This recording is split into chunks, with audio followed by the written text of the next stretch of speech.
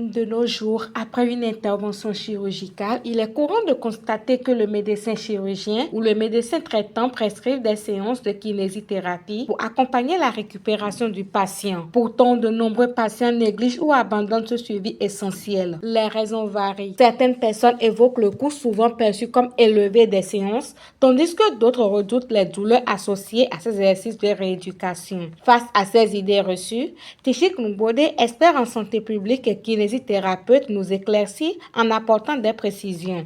Il explique que loin d'être une source de souffrance inutile, la kinésithérapie joue un rôle crucial dans la récupération post-opératoire, favorisant une meilleure mobilité, une diminution des douleurs à long terme et une reprise plus rapide des activités quotidiennes. Il faut d'abord dire que quand on parle d'opération, c'est un acte invasif pour le corps.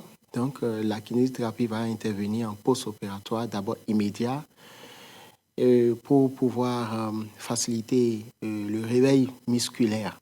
Parce que quand c'est une intervention chirurgicale, c'est qu'on a coupé la peau, on a coupé des muscles et on est allé sur la structure en fonction de l'opération, bien sûr. Et donc, la kinésithérapie va intervenir dans le réveil musculaire. La kinésithérapie va intervenir aussi pour les questions liées à la peau, la plasticité de la peau. La kinésithérapie va intervenir dans l'autonomie du patient. Et surtout ça, parce qu'en termes de rééducation, l'objectif global de toute rééducation est orienté vers l'autonomie et la reprise de la fonctionnalité du patient. Mais cela a des échelons différents. En termes de bénéfices, nous dirons d'abord que la kinésithérapie va accompagner la récupération et va l'orienter. Et cela, ça dépend aussi de quel genre de chirurgie. Aujourd'hui, avec l'évolution de la science, peut-être pas forcément dans nos contrées ici en Afrique, mais sous d'autres cieux, il n'y a plus pratiquement d'intervention chirurgicale sans l'apport d'un kinésithérapeute en post-opératoire. C'est-à-dire que la kinésithérapie va accompagner le patient à retrouver son autonomie, l'autonomie de son corps, la fonction du membre ou de la partie du corps qui a été opérée et la fonctionnalité globale du corps. Je prends un exemple tout simple là. Une personne qui a fait une fracture, il a fait un accident de voie publique et il fait une fracture. Et il se casse, par exemple, une jambe. Et donc, après l'opération, quand on va mettre les plaques vissées ou tout autre acte chirurgical, après ça, on fait appel au kinésithérapeute pour pouvoir remettre ce patient en forme. C'est-à-dire lui apprendre la mobilité du membre qui a été opéré, lui renforcer les muscles qui ont été lésés et lui apprendre les gestes fonctionnels. Donc, en termes de bénéfices, on dira que la kinésithérapie arrange le patient et accompagne à la reprise fonctionnelle, à l'autonomisation du patient. Si la kinésithérapie joue un rôle essentiel dans la récupération après une intervention chirurgicale, elle est aussi un outil thérapeutique dans plein d'autres domaines de la santé, comme la traumatologie, la neurologie, la pédiatrie. Elle aide même les personnes souffrant de douleurs chroniques. Tout ce qui est du domaine de la traumatologie. Quand je parle de la traumatologie, c'est les affections qui surviennent après les fractures, les entorses, les illustrations, les polytraumatismes. Après la traumatologie, nous allons voir la rhumatologie. Donc tout ce qui est rhumatologique. Nous allons voir maintenant tout ce qui est neurologique. Ouais, la neurologie, les affections neurologiques aujourd'hui sont en pleine expansion dans nos pays, surtout dans nos pays en voie de développement. Et le plus gros lot, là, c'est les AVC, accidents vasculaires cérébraux. Et donc, la kinésithérapie va intervenir dans presque toutes les interventions neurologiques. Après ça, maintenant, nous irons dans les affections cardiovasculaires. Cardiovasculaires, parce que le kinésithérapeute va réadapter le patient à l'effort, conduire la réadaptation cardiaque du patient. Et ça, c'est déjà en train de venir ici dans notre pays. Et donc, voilà les domaines les plus prioritaires. Il y a d'autres domaines, même en pneumologie, pour la kinésithérapie respiratoire.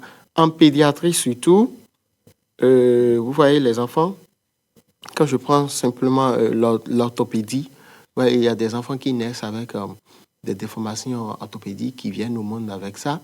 et qui se font opérer, on corrige, le traumatologue ou l'orthopédiste va corriger, et après cette correction, le kinésithérapeute va intervenir pour essayer d'arranger.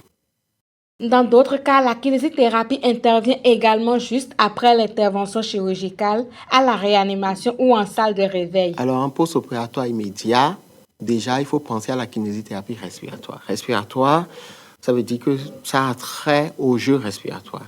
Les inspirations, les expirations et les mouvements qui vont permettre au patient d'avoir une bonne amplitude de la cage thoracique pendant son séjour en post-opératoire immédiat à la réanimation ou en salle de réveil. Après ça, nous allons parler des mobilisations. Vous savez, la kinésithérapie, c'est l'art des mouvements. C'est une science de mouvement. Et donc, les mobilisations, mobiliser, c'est-à-dire bouger, les mobilisations vont s'en suivre maintenant, mais en fonction de la pathologie qu'on traite et en fonction de la technique opératoire. Quand on est dans un domaine neurologique, les techniques ne sont pas les mêmes que dans un domaine rhumatologique ou traumatologique ou en réadaptation cardiaque post-chirurgicale. Et comme dans tout autre domaine, la kinésithérapie est aussi évaluée afin de mieux suivre la récupération du patient. Un patient qui a subi des séances de kinésithérapie est un patient qu'on évalue parce qu'il n'y a pas de kinésithérapie sans évaluation. Et donc, quand vous faites, quelle que soit la pathologie, quelle que soit l'opération que le patient a subie, quand la kinésithérapie se fait dans de bonnes conditions, à un certain moment, il faut faire une évaluation du rythme d'effort, de la capacité d'effort du patient. Et c'est en fonction de sa capacité d'effort qu'il faut aller maintenant, qu'on peut le recommander à une reprise professionnelle. Cependant, la reprise des activités est à doser en fonction des capacités que le patient a après sa chirurgie. Voyez-vous, je prends un exemple très simple. Un patient qui a été opéré du cœur pour une valvulopathie ou pour une myocardite, et voilà, il a été opéré du cœur, il faut lui faire des épreuves d'effort. Et c'est après ces épreuves-là qu'on peut dire maintenant, vous pouvez commencer le travail. Il urge alors de suivre les séances de kinésithérapie comme l'a prescrit le médecin afin d'éviter de faire face aux déconvenus plus tard. Alors, quand le médecin vous prescrit des séances de kinésithérapie et que vous ne les exécutez pas, vous ne les faites pas, alors vous vous exposez à plusieurs problèmes. Et le plus grand, c'est la fonctionnalité, c'est la perte d'autonomie, c'est la perte de fonctionnalité. Voyez-vous. Et donc, c'est le plus grand danger. Je prends un exemple tout simple. Un patient qui était, je ne sais pas, qui était conducteur d'engins lourds et qui peut-être a fait un accident. Et après ça, après tout le traitement médical chirurgical, on le réfère vers le kinésithérapeute. S'il ne fait pas sa kinésithérapie, ce n'est pas évident qu'il puisse retrouver la fonctionnalité de son corps et aller exercer. Donc, il ne faut pas abandonner les séances de kinésithérapie tout court.